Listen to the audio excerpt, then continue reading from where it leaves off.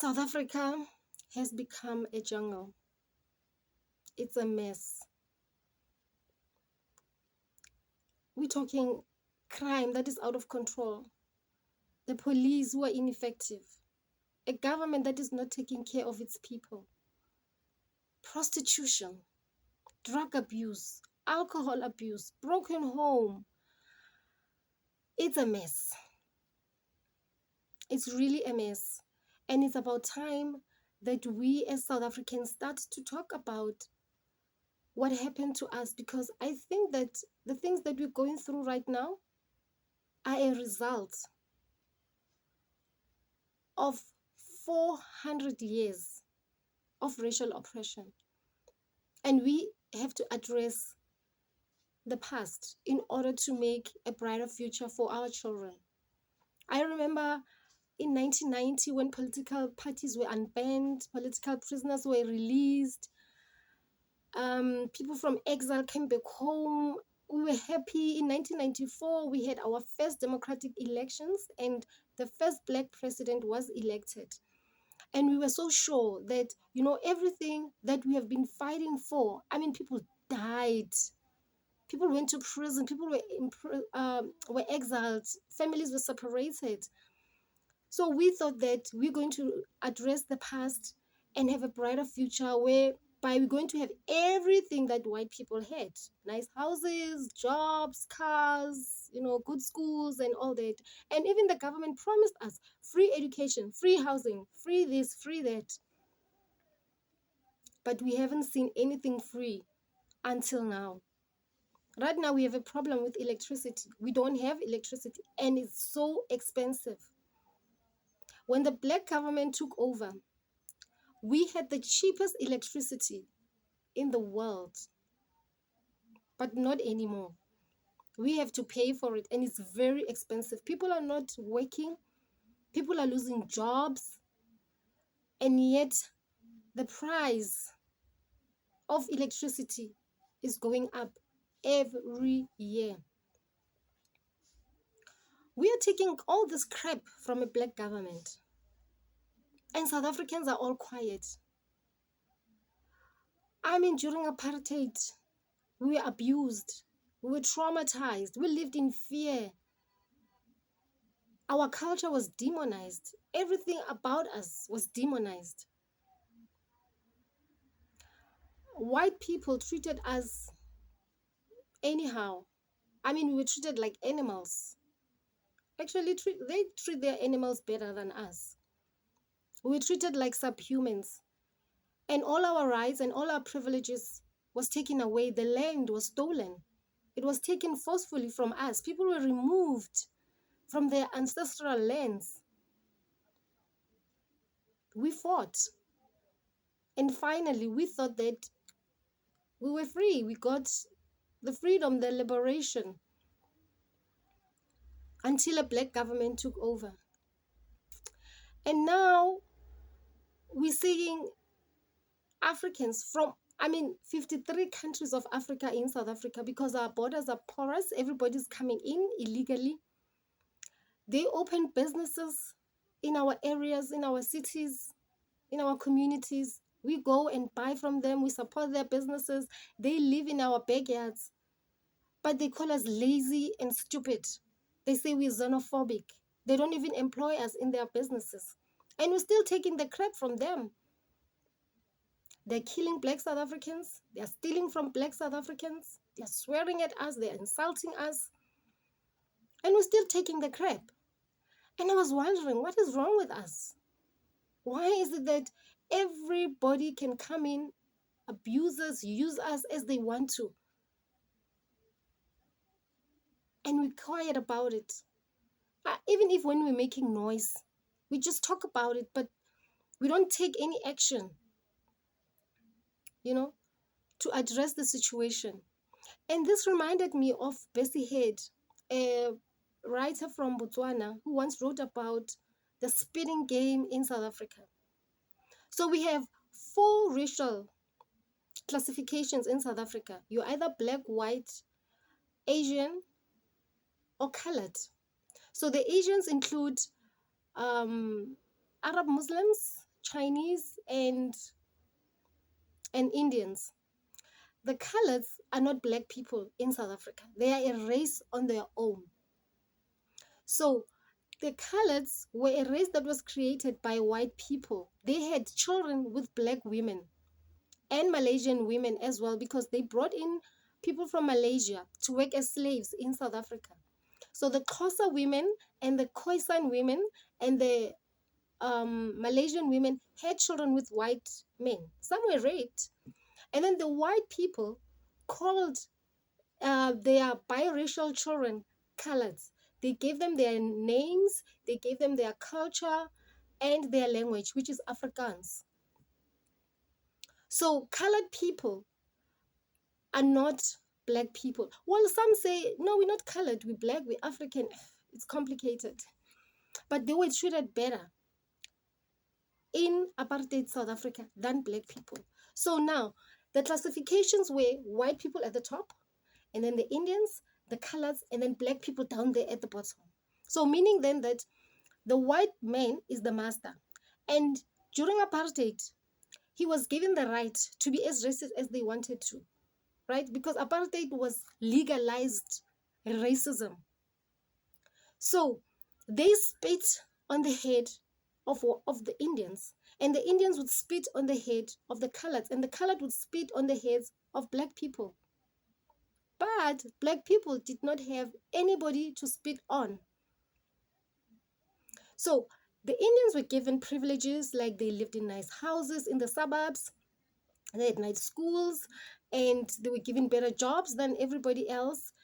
And also they were allowed to have shops in the city center. Blacks and coloreds were not allowed to. You could only have a shop in the townships, a small grocery store, dry cleaners, butchery. Yeah, nothing big, nothing major to make you a millionaire. But Indians were allowed to be rich, um, and the Chinese, to a certain extent, not like white people. So during apartheid, white people had the legal right to treat everybody as they wanted to. So the Indians understood this, that okay, white man is the master, but when it comes to blacks and colors, I can treat them anyhow. And the colors did the same. But then black people did not have anybody to spit on except themselves. So that's where the hatred, the self-hatred of black people started. Because apartheid taught us that, you know what, whites, colors, and Indians are the master, and you are a slave. You have to do as you are told. You don't speak back. You don't question anything. You have to submit.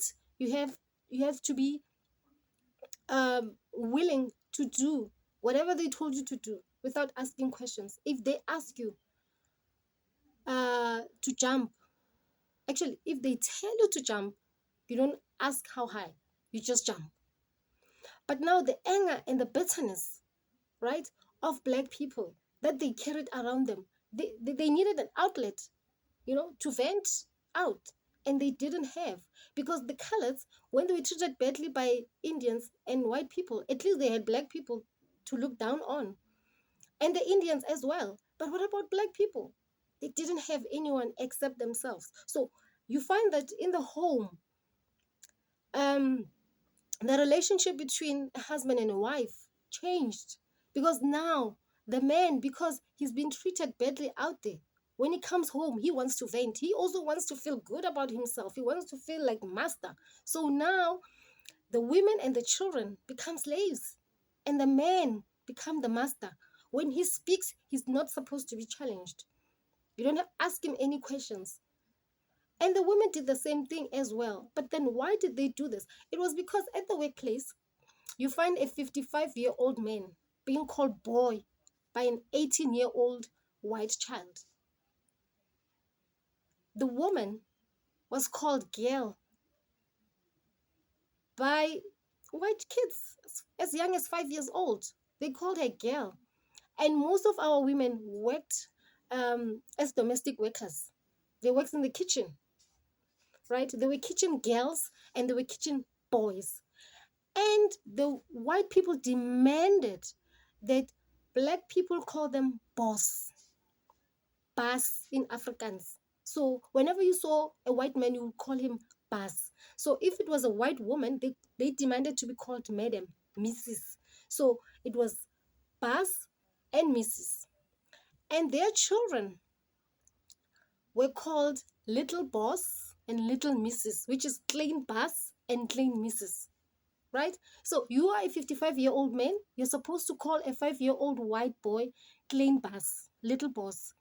And this little boss calls you boy.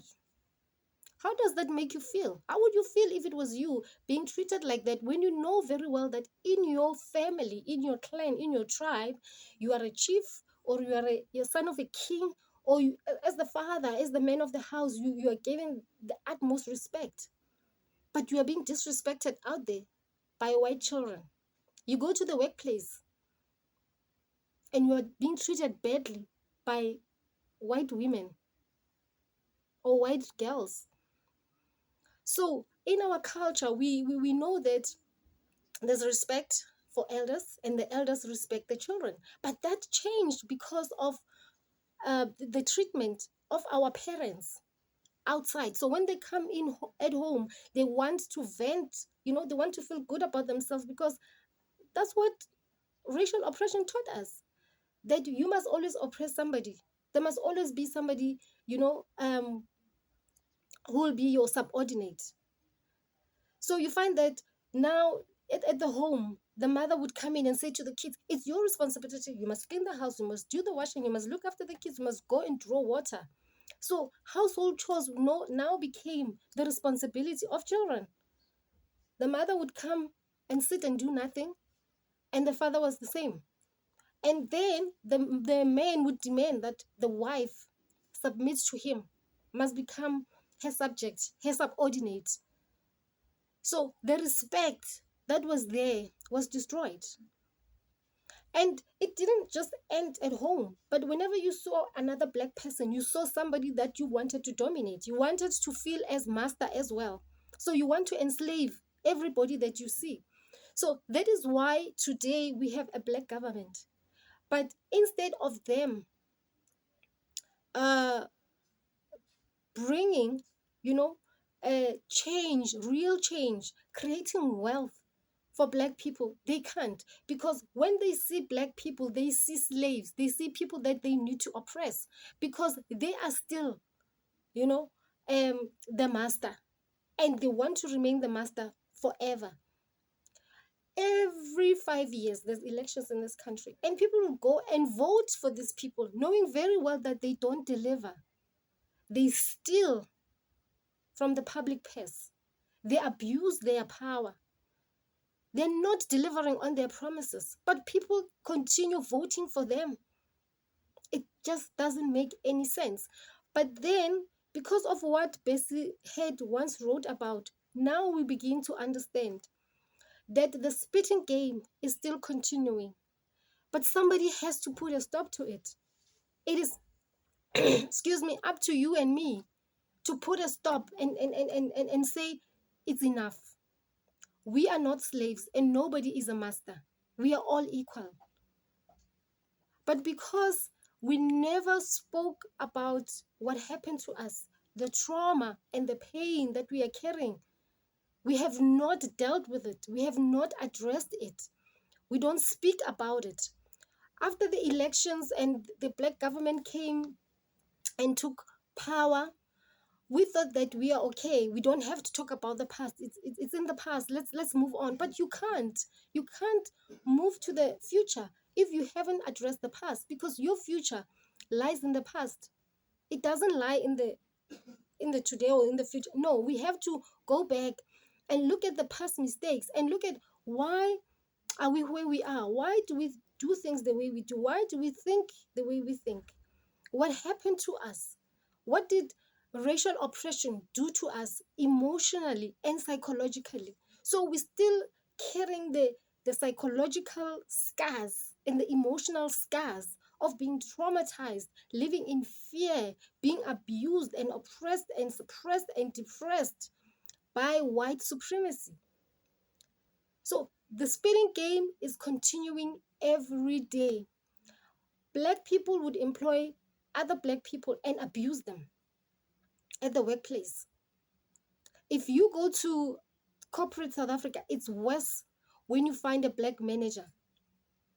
Because that manager, most of the time it's women who hold these high positions, because now black men are being marginalized. They're no longer given jobs. They give them to women, right? And they say, no, we are addressing the past, but they're giving jobs to women, not men. South African men are depressed. They're carrying the anger inside of them because they can no longer provide for their families. They can no longer be the master. Now the women are the master. So at the workplace, you know, black people treat each other badly. You know why? Because, hey, I am the master. I am your master. The spitting game is still continuing. When you see another black person, you become angry because they remind you of who you are. And you don't want to remember that. You want to be like your master. You want, you know, your master to be your neighbor. You want your children to go to your master's children's school. You want their jobs, you want their positions, you want their clothes, their fashion, you want their language, you want their hair. And now you're even going to the extent of wanting their skin color. So the spitting game is still continuing. And somebody has to stop it. Somebody has to put the brakes and say, you know what? We are not going to continue with the hatred, with the abuse, with the oppression. We are oppressed by our own government as we speak. The wealth of white people has increased by more than 50% ever since a black government took over. And no wealth has been created for black people. So the spitting game is still continuing. But it's up to you and I. I hope that after watching this video, you will do an introspection and look at yourself. Are you also playing the game? Are you willing to stop the game? Are you willing to put brakes on the generational curse? Because we are carrying the pain, the trauma, the anger, the bitterness of our ancestors, because they're in our genes.